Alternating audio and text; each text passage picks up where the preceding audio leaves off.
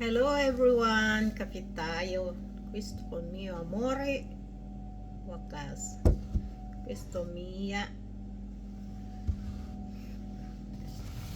Magpanitone naman kami ngayon. Ayan, bukas na yung panitone. Buksan natin to kasi ito naman ang flavor na binili ko ng isang araw. Ayan guys. Ayan guys. Ngayon, anuhin natin to. Hello everyone! Kape muna tayo. Naghanda akong dalawang kape. Sa aking amore, kay Wakas. Sa akin, me and Wakas. Panitone muna tayo ngayon, mga guys. Panitone naman ang binili ko.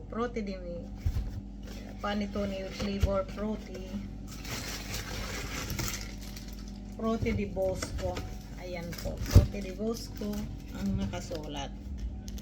Ayan, Frutti di Bosco. Frutti di Bosco. Ayan. Kain tayo guys.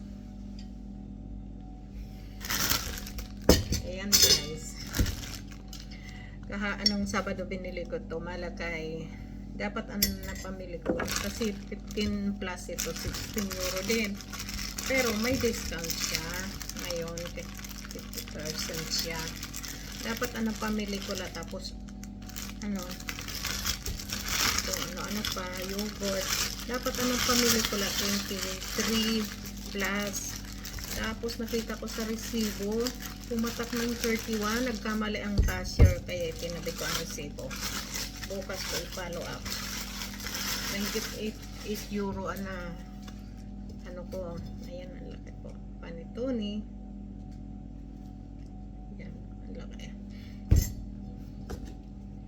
Flavor ano po ito? May prutas.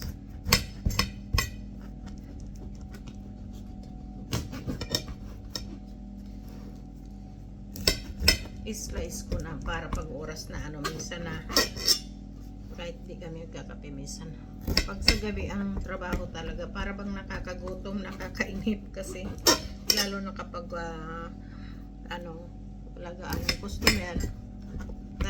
Late na kasi ang customer namin, minsan na nadating, minsan naman. Ngayon paano lang sa dalawa, take out.